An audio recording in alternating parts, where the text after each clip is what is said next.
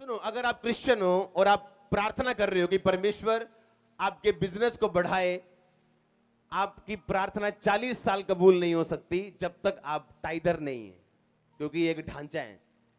आप जब ढांचे के अंदर आते हैं, एक स्ट्रक्चर बना दिया परमेश्वर ने कि अगर तुम मुझे ना लूटे और अपनी कमाई से, अपने दशवान से तुम मेरी महिमा करे, तो मैं तुम्हें इतनी बरकत दूंगा कि तुम्हारे रखने के लिए भी जगह नहीं होगी। हालेलुया। मैं अपने फाइनेंस के लिए प्रार्थना नहीं करता हूं। अगर करूंगा तो वो 3-4 लाइनों से लंबी नहीं होगी, 5-7 सेकंड से लंबी नहीं होगी। मैं प्रैक्टिकल करने में विश्वास करता हूं जो परमेश्वर ने मुझे उस काम के लिए बोला। आमीन।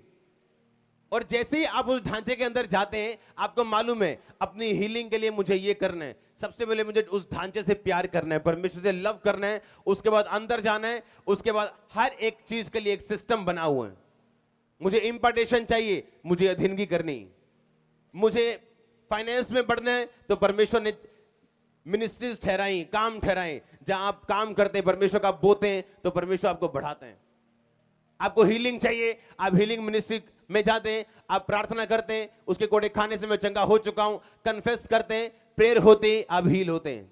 हर एक चीज के लिए एक ढांचा बनाया परमेश्वर ने। आप इमेजिन करो, अगर वो अंधा उस रोड पे ना होता, कहीं और होता, तो यीशु मसीह उसे कभी भी चंगा ना करते। और आपने कभी यीशु मसीह को ऐसे चलते नहीं देखा होगा कि यीशु मसीह जा रहे हैं और अंधा बैठा है। आप जानते हैं यीशु मसीह ऐसे बीमारों को चंगा नहीं करते जैसे आप सोचते हैं। अगर कोई अंधा बैठा है तो वो बैठा है, यीशु मसीह से चंगा नहीं कर रहे जब तक उस अंधे ने आके डिमांड नहीं की कि परमेश्वर मुझे छुओ, मैं चंगा होना चाहता हूं। यीशु मसीह ने फिर क्वेश्चन किए, क्या तू विश्वास करता है मैं तेरे लिए ये कर सकता हूं? हाँ, मैं विश्वास करता हूं। ऐसे हीलिंग होती थी, डिमांड करने से, उस ढांचे के अंदर जाने से, जो चीज मुझे चाहिए उस पर डिमांड करने से। आमीन। आपको अगर कपड़े चाहिए तो मॉल के अंदर एंट्री करने से कपड़े नहीं मिलते, फिर कपड़े की शॉप ढूंढनी पड़ती, वहां जाना पड़ता है, रेट करना पड़ता है, फिर आप लेते हो। हाँ या ना? अगर ज्वेलरी चाहिए तो कपड़े की दुकान पे नहीं मिलती, आपको उसी शॉप पे जाना पड़ता है। हाँ या ना? और जैसे ही आप इस ढांचे में प्रवेश करते हो, आप देखते हो कि मुझे इस जीवन में रहने के लिए और टेस्टिमनी देने के लिए, परमेश्वर में खड़े रहने के लिए क्या चाहिए, और आप उस चीज पे काम करना शुरू करते हो। आप इमेजिन करो, जैसे ही मैं जब अफ्रीका में जाता था अपने फादर के पास, और मैं वापस आके लोगों को बोलता था, अब देखना कैसे काम होते हैं, ऐसे क्यों? अब देखना कैसे चर्च बढ़ती, ऐसे क्यों? क्योंकि मुझे पता होता था कि मैं एक बीज बो के आया हूं जो मुझे फल देने वाला है। पतरस कहता, हम प्रार्थना कर रहे थे योएल नबी की पुस्तक से कि अंत के दिनों में तू अपना आत्मा सब मनुष्यों के ऊपर उंडेलेगा। कहता उस वचन में से हम प्रार्थना कर रहे थे तो परमेश्वर ने अपनी आत्मा को उंडेला। वो इमोशनल नहीं, वो स्पिरिचुअल है। आमीन। अगर आप स्पिरिचुअल और इमोशनल होके मांगेंगे, प्रभु मुझे चंगा कर, और ये नहीं बताएंगे बाइबल में लिखा है उसके कोड़े खाने से मैं चंगा हो चुका हूं, आप अपना केस फाइट करेंगे, अपने केस के लिए लड़ेंगे। ढांचे के अंदर सब कुछ मौजूद है जो आपको चाहिए, लेकिन आपको काम करना पड़ेगा। वो अनमैनेज परमेश्वर नहीं, वो एक मैनेज परमेश्वर है। उसने एक ढांचा बनाया और वो ढांचे से वो बाहर नहीं आता। आपके लिए एक स्ट्रक्चर बना दिया, उससे वो बाहर आके काम नहीं करता। अगर आपको अमेरिका की सहूलतें चाहिए तो ग्रीन कार्ड किसका चलेगा? कि इंग्लैंड का चलेगा? हाँ, अगर इंग्लैंड की सहूलतें चाहिए ग्रीन कार्ड किसका चलेगा? अगर इंडिया में रहना है तो आधार कार्ड किसका चलेगा? इंडिया का चलेगा। इंडिया के आधार कार्ड से नेपाल में चले जाओगे, आशीष मिलेगी? वहां के लोग आपको मानेंगे? गैस कनेक्शन देंगे? नहीं, क्योंकि एक ढांचा बना, परमेश्वर ने एक ढांचा बनाया। आप जानते हैं वो ढांचा इतना जबरदस्त और खतरनाक है और इतना आशीषित है, अगर आप वो ढांचे को समझ जाएं, आप सफर नहीं करेंगे अपनी लाइफ में।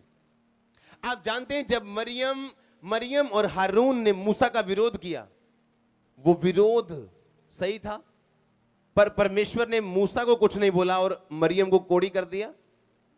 हाँ या ना? क्यों? आप जानते हैं शैतान क्यों गिरा? क्योंकि वो परमेश्वर को करेक्ट करने की कोशिश कर रहा था। वो ये बताने की कोशिश कर रहा था परमेश्वर को कि मैं तुझसे ज्यादा अच्छा सोच सकता हूं। आप जानते हैं आज भी कुछ लोग ऐसा पाप करते हैं जब वो अपने फादर को करेक्ट करने चले जाते हैं और परमेश्वर की निगाह में पापी हो जाते हैं। क्योंकि आप में और आपके स्पिरिचुअल फादर में हमेशा कौन सही है? आपका स्पिरिचुअल फादर। और आपके स्पिरिचुअल फादर और परमेश्वर में हमेशा कौन सही है? परमेश्वर। ये ढांचा है।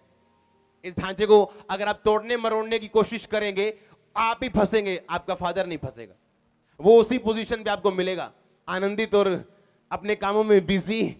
हालेलुया। आप जानते हैं अपने अथॉरिटी को करेक्ट करना शैतानी पाप है, एक रिबिलियन मतलब विरोधता का पाप। आप जानते हैं व्यभिचार के पाप से भी बड़ा पाप है विरोधता का पाप।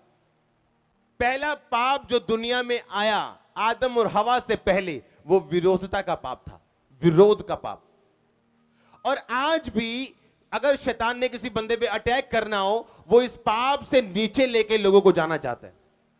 इसीलिए अगर आप मुझे अपने पास बिठा के डिस्कशन करेंगे कि फलाने बंदे ने रेप कर दिया या फलाने बंदे ने ऐसा कर दिया, फलाने ने ऐसा कर दिया, मैं अपने मुंह को सी के रखूंगा, क्योंकि मुझे उन कामों से कोई मतलब नहीं है।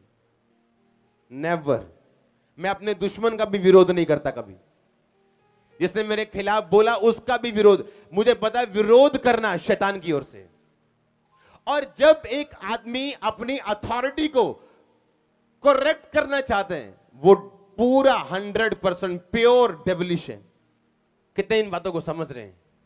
क्योंकि क्या है, परमेश्वर ने क्या बनाया? एक स्ट्रक्चर, एक ढांचा बनाया, एक बिल्डिंग बनाई।